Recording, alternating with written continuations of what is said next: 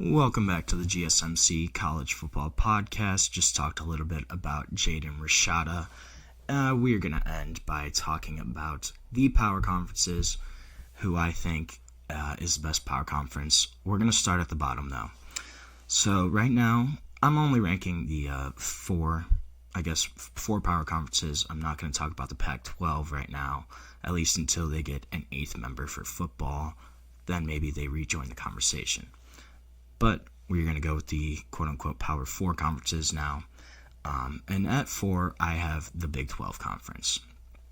So I think one of the big pluses of the Big 12 is the depth of their conference.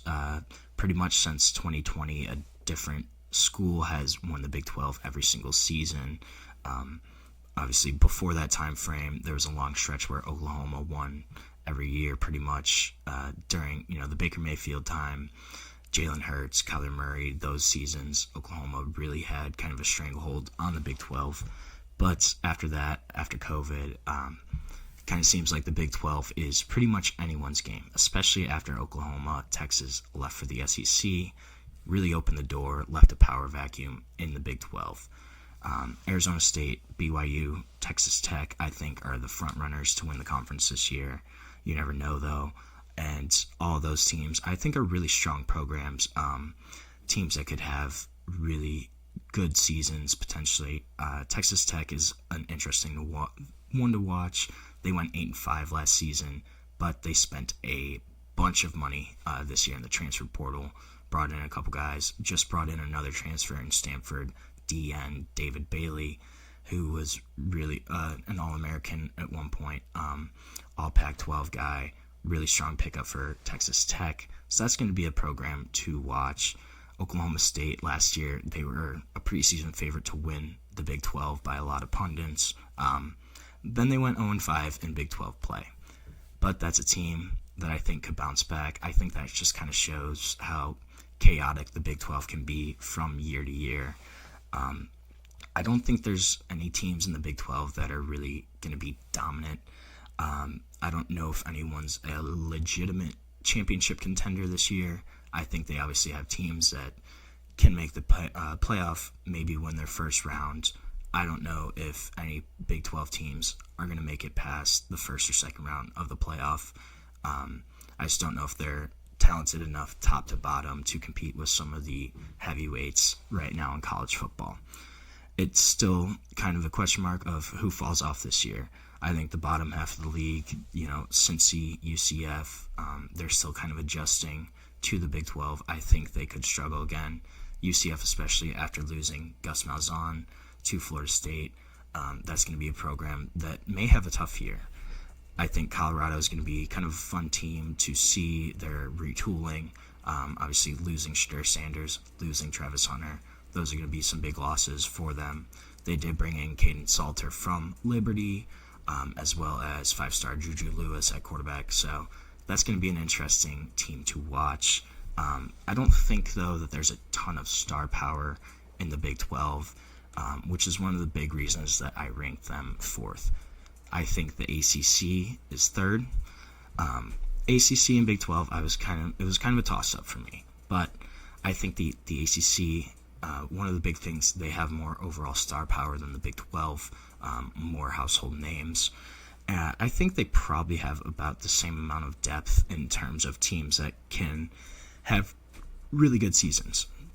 But I think there's a couple more, and I think the quality of those teams are a little better. You have Clemson-Miami, who are probably still going to be pretty good again this season. Georgia Tech, I think they're going to have a good year. Then teams like Louisville, Syracuse, Duke, Boston College. Duke had 9 wins last season. Louisville was ranked for a long time. Syracuse had 10 wins. So those are all teams that I think with another year they could be even better. Those teams are kind of sneaky, though. I think Duke, especially, they got a quarterback upgrade after going 9-3. Manny Diaz's first season. Darian Mensah is going to be the starter at Duke now, coming in from Tulane. I think that's going to be a team that may surprise some people. Then you also have Boston College, Bill O'Brien in his second season there. I think you're going to see some improvement from Boston College. and just the floor of Boston College is going to be a lot higher than previous seasons just because of the presence of Bill O'Brien and his second year in charge, kind of getting his guys in, getting his system in. I think Boston College could be a team that could be better than people expect. And then Syracuse is really interesting too. They went 10-3 last season. Obviously had Kyle McCord. They're going to have a different quarterback this year. But they've been recruiting better than people realize. Fran Brown has really been a good head coach hire for Syracuse, and I think they could probably be solid again. I think the presence of Clemson, of Miami, gives the ACC teams that have the capability to make some deep college football playoff runs. Clemson, I think if the cards all kind of fall in the right way, they could be a team that could potentially get to the semifinals or finals, just depending on Cade Klubnik and kind of how that offense clicks, especially in year 3, Garrett Riley's system. Obviously, that was a big offensive coordinator hire from them a couple years ago after he helped take TCU to the national championship. This is going to be year 3 for him, for Cade Klubnik.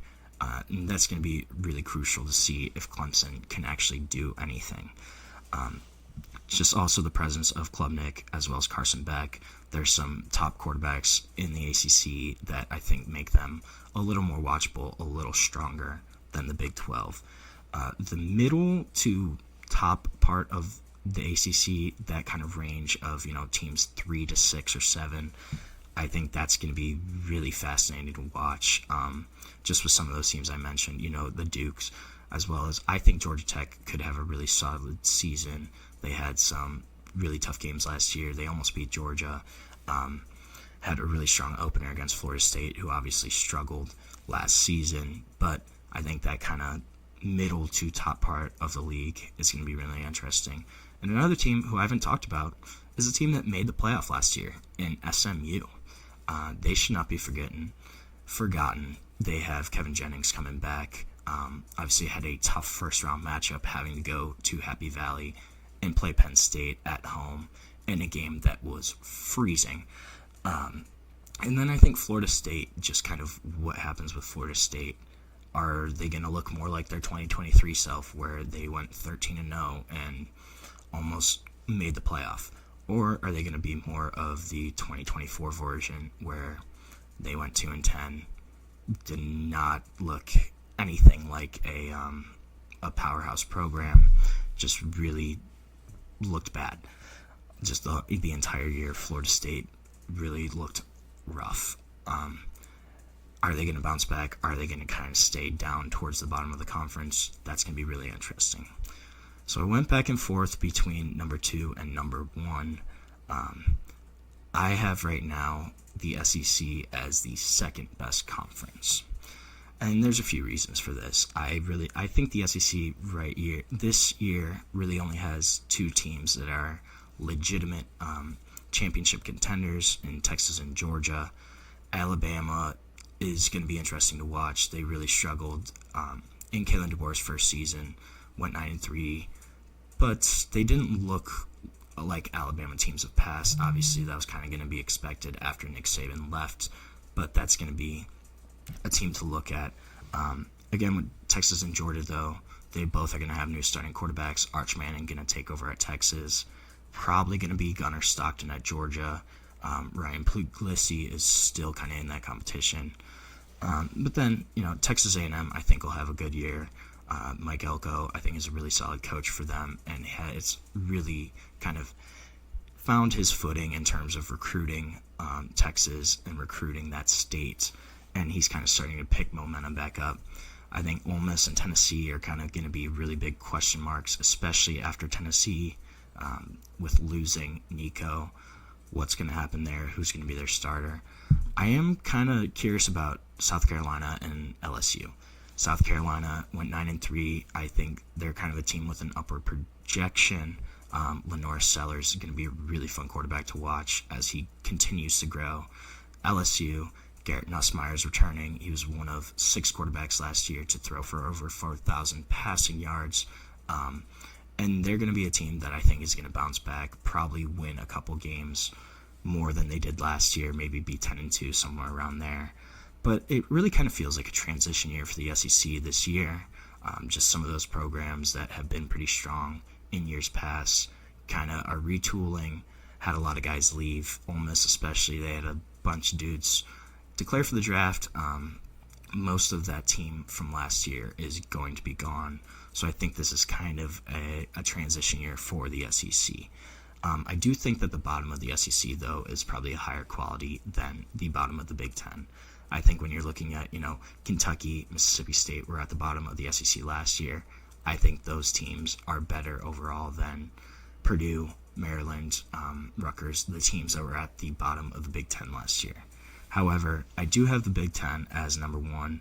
I think the number of true championship contenders, as well as just the depth of the conference, makes them the best conference in football right now. Oregon, Penn State, I think Ohio State's still a contender, even though they will obviously have a new quarterback. And then you also have teams like Michigan and Indiana that are kind of hanging around.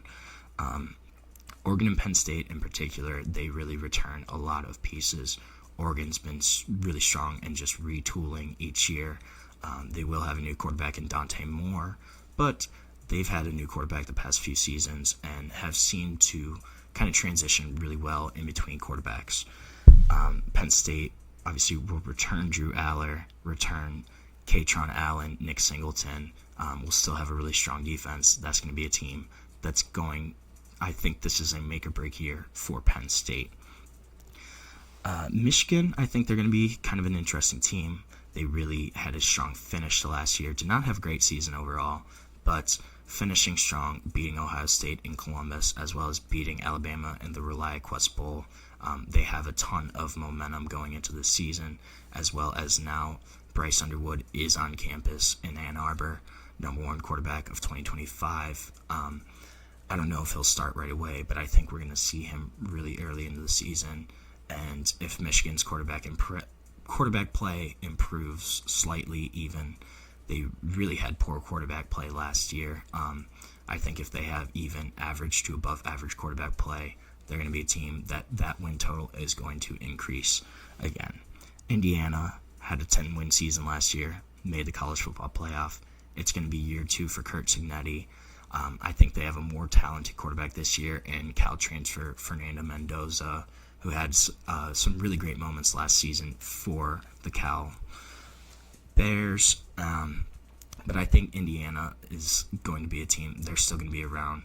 It's going to be year 2 for Cignetti, and I think they're still going to be a really quality football team. Illinois also, they're going to return Luke Altmaier. They had a decent year last year. They were ranked for most of the season. I think they're going to be right back up there again. Then you have teams like USC, Nebraska that have the talent, and there are teams that could potentially make the jump to a 9 or 10 win team. I think one of them probably wins at least 9. I don't know if both of those programs do. Nebraska in particular with Dylan Raiola as the quarterback for another season. I think that's going to be a team that could really make some noise. And then in terms of UCLA, I think that could be a team where Nico Iamaleava ends up at. It's a program that makes sense, and it's very possible that UCLA, if they get Nico, they could improve to be a much stronger program than last season. I think the storylines across the country kind of make the Big Ten the most interesting league at this point for college football. And this is going to be the league their games are going to change the national landscape, going to change what happens week in, week out with the college football playoff rankings. And I think that this league is going to make the most waves in this upcoming season for college football. So that's going to be all for our show today. Thank you so much for tuning in and listening. If you enjoyed, please remember, subscribe to the channel. And if you want, follow us for more content on Facebook, Instagram, Twitter, TikTok for more updates, more sports content that you love. Thank you so much, and have a great day.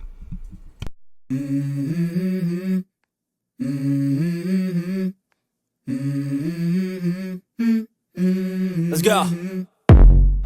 I wake up to a little bit of drool on my pillow, feel like it's gonna be a bad day.